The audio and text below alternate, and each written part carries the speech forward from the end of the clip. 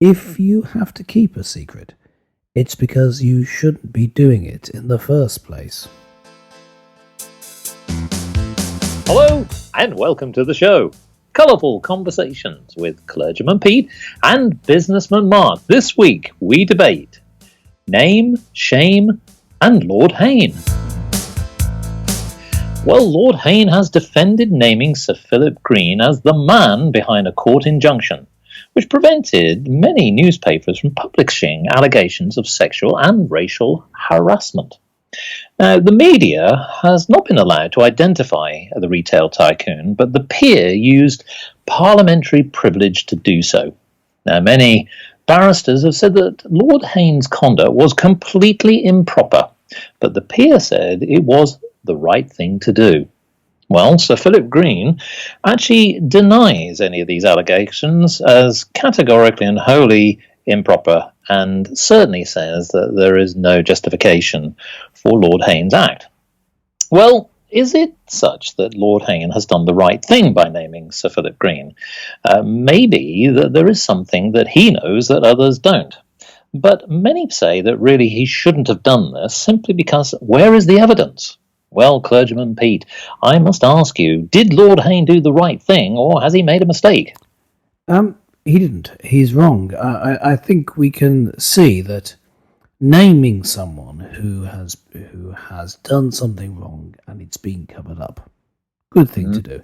Naming someone where it's unproven, the evidence isn't sufficient to show that he did do something wrong, bad thing. Now, the only thing that I can say in defence of Lord Hain is there is a possibility, however remote, going against his sort of lifetime of personal practice, that he's telling the truth when he says that that there's a good reason behind it, as though he knows something else. But Lord Hain is known for his economy with the truth throughout his political career. There was a survey, I remember seeing a survey done, which is a few years ago during the time when, let me see, it's 3 prime ministers ago, I can't remember exactly when it was, but I have the survey in front of me. The question is, yes, it was when David Cameron was prime minister. Lovely chap. Yes, lovely chap. Is he the slimy? No, apologies for people who don't like swearing, which includes myself, but this is a quote. Is Hain the slimiest git in politics? And he got quite a high percentage of people saying yes, he was. So I can't. That doesn't prove anything, but it does show that there's a possibility that he's simply making this up in order to get at Philip Green in some way. Now, but I would say, unless there is some absolute knockdown proof that he has something that isn't in the public domain, then he shouldn't be naming it. And my question is then, why hasn't he produced this evidence, if that's true? Yes. He's prepared to name him. If he's prepared to name him, he should be prepared to give the evidence. Put up or shut up, that's what I say. Yes. So I think he's wrong. So that's my perspective. What about you, businessman Mark? What is your perspective on this? I think that it was quite a shock because for me, when Lord Hain stood in the House of Lords and decided that he was going to use this parliamentary privilege. So this is effectively a part of an act where politicians, and including statesmen, can actually reveal things. Now, let's take a bit of a backstep here, because essentially what was happening was that the media, such as the Telegraph and many other well-known papers, wanted to report on an injunction that was put in place by what was deemed to be a leading businessman, because we now know it was Philip Green. Now, the injunction basically was enforced, and the media didn't say anything. So they did the right thing, because essentially they had to do their due diligence. They know better than anybody else that if you're going to name somebody, you've got to be rock solid. Otherwise, you could be potentially liable for either slander or something like that. Now, the thing is of course, that whilst the media obviously were doing their due diligence, Lord Hain decided to actually name Sir Philip Green.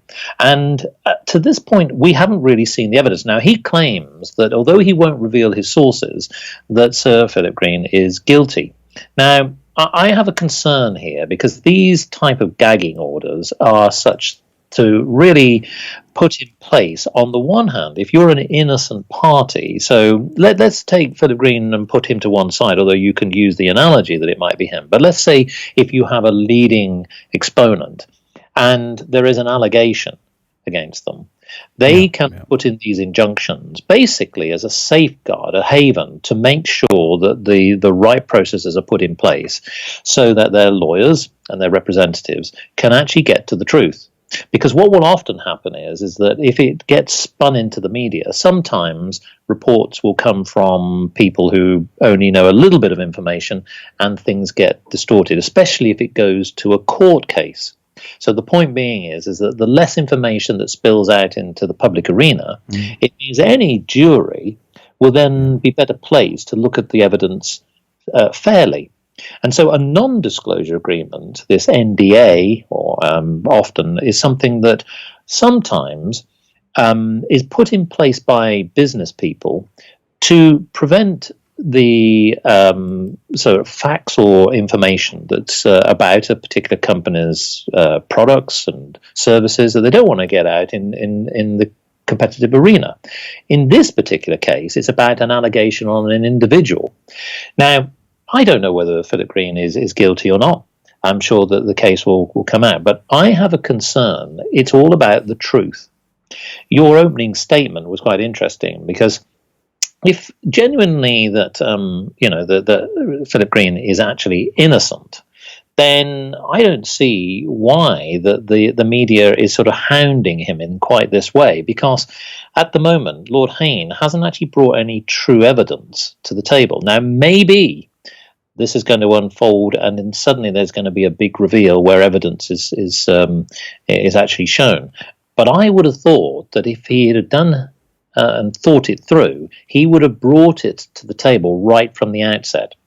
And then that way we wouldn't have this media pantomime, which we're seeing at the moment, where we're seeing Sir Philip Green being hounded in places like, in America and wherever he happens to go. So, to be honest, I think Lord Hain did the wrong thing. And my worry is that this could actually set a precedent. Yes. This is really where I have a worry about law. I just want to sort of conclude this point, because to me, when judges and juries have to judge a case, what you want is to work on the basis of fact. Now, here's a little point, listeners. This is a little poem, non-disclosure. Nudge, nudge, here comes the judge, against those with no compunction. Drudge, drudge, through law we budge, to address a big injunction. Sludge, sludge, through sleaze we trudge, the dirty crime gets an expunction. Smudge, smudge, don't hold a grudge, oh, the truth can never function. So in actual fact, I think the system is an ass. It's the fact that there is parliamentary privilege where people like Lord Hain can say whatever he likes within the ring fencing of his position. I think an abuse of his position. I think actually now somebody like Philip Green is not actually ever going to be judged fairly, and I think it's wrong. Yes, I do think that. You see, I think that the idea of free speech, however, is a good one, but the idea of free speech doesn't, as you know, encompass things such as slander, and exactly. And if you're accusing someone of something without evidence, it's slanderous. So, exactly. Now people will say, "Oh, well, it's parliamentary privilege that he says it." That may well be the case, that he's get out of jail free card. But even in the United States of America land, where they have the right to free speech in their constitution, for everyone, not just people in Parliament, you can still be sued for slander, or if you're saying something that will result in violence, you're actually calling for violence, you can be prosecuted for that. So it's not, in my view, a correct use of free speech to say something for which you have no evidence. You could say that's freedom of expression, but that should be left for things like artistic expression, not for fact claims. I mean, in Britain, we don't it's not true to say we don't have a constitution. We do, and in fact, it is written, but it's written in lots of different places. There isn't one single document. And a big part of it is the Bill of Rights. And the Bill of Rights is a document which it's mainly listing what to do about Parliament, because Parliament was a way of limiting the power of the king and making it more effective for the landowners and therefore the people in the country. So it's mainly about that. So hence, when the Bill of Rights lists the rights that people have, it's talking about it in terms of Parliament, how often Parliament has to meet, and also that you can't tax people without Parliament. So you can, and also there's freedom of speech within Parliament. Now, what the US did 100 years out, the Bill of Rights was in 1689, and the US Bill of Rights was in 1789.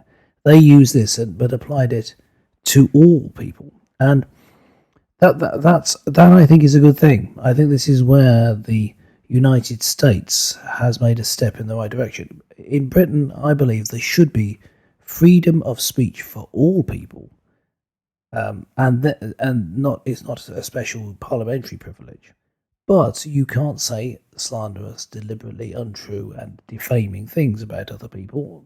Well, You've got to have evidence. Well, exactly, and this has really sort of caught the legal profession, because it's fueled a lot of debate.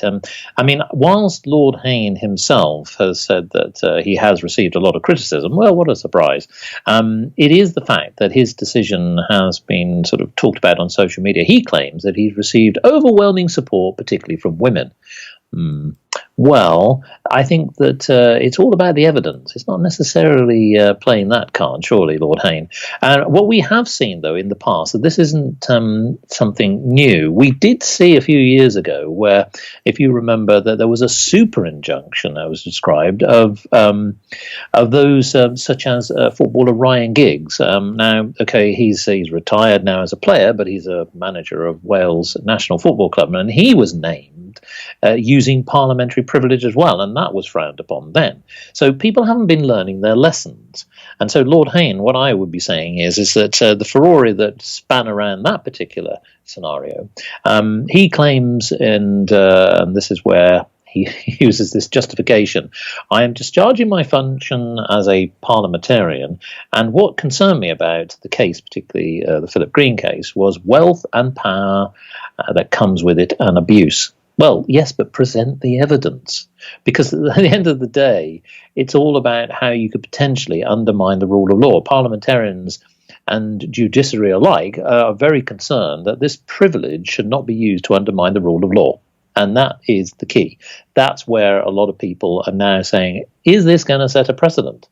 Because if it does, then really I don't see how the law will have to be rewritten. Otherwise, what's the point of a non-disclosure agreement or an injunction or a confidential agreement?